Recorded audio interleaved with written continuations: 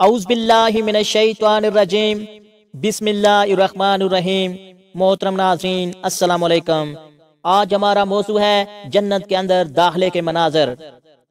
محترم ناظرین، قرآن و حدیث کی روشنی میں بیان کیا جائے گا۔ ناظرین، ویڈیو کو شروع سے لے کر آخر تک دیکھیں۔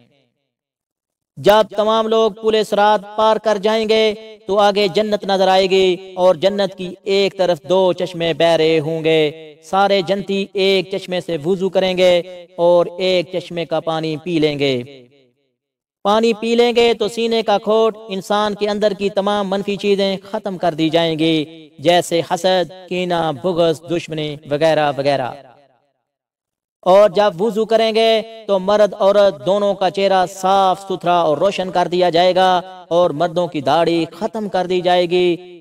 جب جنتیوں کو جنت کے اندر داخل کیا جائے گا تو ان کو کچھ انبیاء کی خصوصیات سے نوازا جائے گا۔ حضرت آدم علیہ السلام کا قد 130 فٹ تھا، تمام جنتیوں کا قد 130 فٹ کر دیا جائے گا۔ یوسف علیہ السلام کی خوبصورتی سے نوازا جائے گا، داؤد علیہ السلام کی میٹھی آواز سے نوازا جائے گا، ایوب علیہ السلام کے دل والے صفات نوازی جائیں گی، عیسیٰ علیہ السلام کی عمر نوازی جائے گی۔ حضرت عیسیٰ علیہ السلام کی عمر 34 سال تھی، یعنی جنت میں انسان کی عمر ہمیشہ 34 سال ہی رہے گی۔ اور حضرت محمد صلی اللہ علیہ وآلہ وسلم کے اخلاق نوازے جائیں گے۔ اللہ پاک جنتیوں کو ان 6 نبیوں کے ساتھ جنت میں داخل کرے گا۔ جیسے لوگ جنت میں داخل ہوں گے تو اللہ پاک اپنا دیدار کروائے گا سب کو، اور اس دن جنت میں بہت سارے چہرے تر و تازے ہوں گے اور اپنے رب کو دیکھ رہے ہوں گے۔ پھر اللہ پاک فرمائیں گے، میرے بندو، تم لوگوں کو ایک عالی شان زندگی مبارک ہو، اور اب موت ختم، جوانی مبارک، اب بڑھاپا ختم، بادشاہی مبارک، اب غریبی ختم، امیری مبارک۔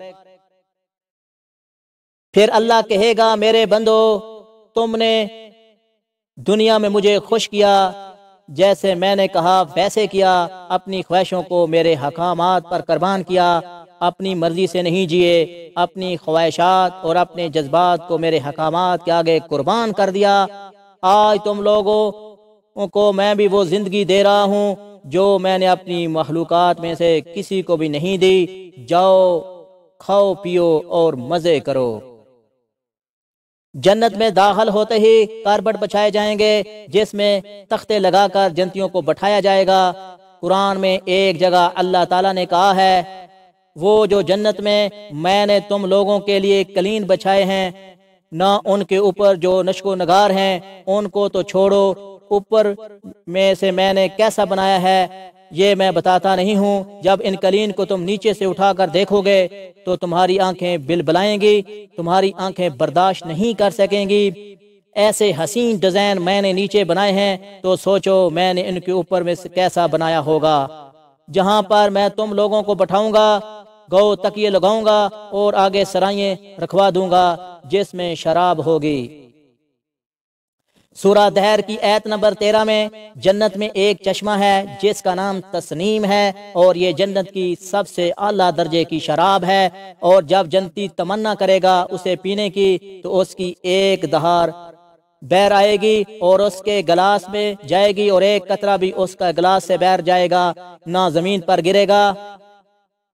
تسنیم کی شراب جنت کی سب سے اسپیشل شراب ہے، جو صرف اور صرف جنت الفردوس والوں کو پلائی جائے گی۔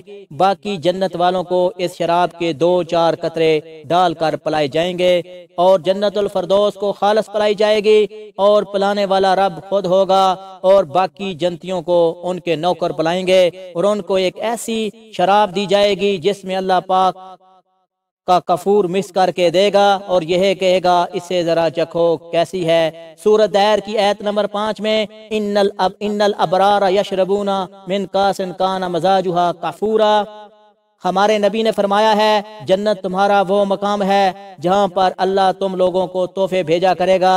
میاں بیوی جنت کے محل میں بیٹھے ہوں گے کہ دروازے پر دستک ہوگی، خادم دروازے پر دیکھے گا تو ایک فرشتہ کھڑا ہوگا جس کے ہاتھ میں تھال ہوگا جو کہ کورڈ ہوگا، اور خادم سے کہے گا مجھے اللہ نے بھیجا ہے اور آپ کے صاحب کے لیے یہ تحفہ بھیجا ہے۔ اللہ نے خادم آ کر بتائے گا کہ بیر فرشتہ آیا ہے، اندر آنے کی اجازت چاہتا ہے۔ فرشتے کو اجازت ملے گی تو اندر آ کے وہ تھال پیش کرے گا اور کہے گا اللہ نے تحفہ بھیجا ہے آپ دونوں کے لیے۔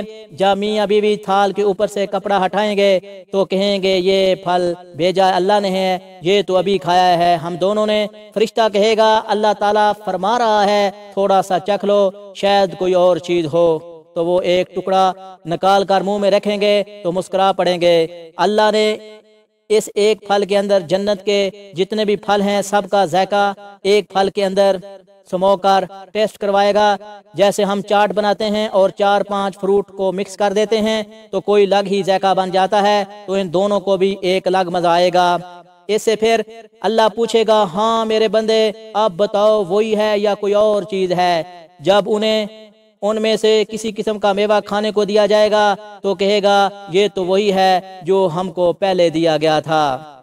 سورہ بقرہ کی آیت نمبر 25 میں اور یوں نہیں جنت کے اندر دنیا کے تذکرے بھی ہوں گے، دنیا کے حال وال بھی ہوں گے کہ فلاں دوست کا کیا بنا، یار اسے بہت تبلیغ کی تھی لیکن اس نے نہیں مانی، وہ بیچارہ جہنم میں ہے یا جنت میں فلاں جگہ پر ہے۔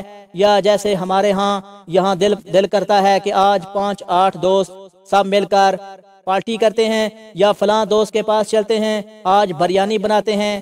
سارا کچھ جنت میں ہوگا جو ہم یہاں دنیا میں کرتے ہیں۔ یہاں تک کہ صحیح مسلم کی ایک روایت ہے، ایک شخص اللہ پاک کے پاس جائے گا اور کہے گا یا اللہ مجھے کھیتی باڑی کرنی ہے، کام تو ہے کوئی نہیں یہاں، تو مجھے کھیتی باڑی کرنی ہے۔ اللہ فرمائے گا ضرورت کیا ہے، تمہیں جنت دے دی ہے، ابھی بھی تمہیں کھیتی باڑی کرنی ہے۔ اللہ کہے گا ٹھیک ہے پھر جاؤ کرو کھیتی باڑی۔ اللہ اس کے لیے ثواب پیدا کرے گا اور وہ کھیتی باڑی کرے گا، ہل جوتے گا اور جانور چلائے گا، حالانکہ ضرورت نہیں ہے، لیکن جو وہ کہے گا اور اللہ ہر بات مانے گا، اللہ جنت میں اپنے بندے کا ہر لاڈ مانے گا، جو بھی وہ منہ سے نکالے گا اللہ پاک اسے پورا کرے گا۔ اللہ تعالیٰ سے دعا ہے کہ اللہ ہم سب کو جنت الفردوس عطا فرمائے، آمین ثم آمین۔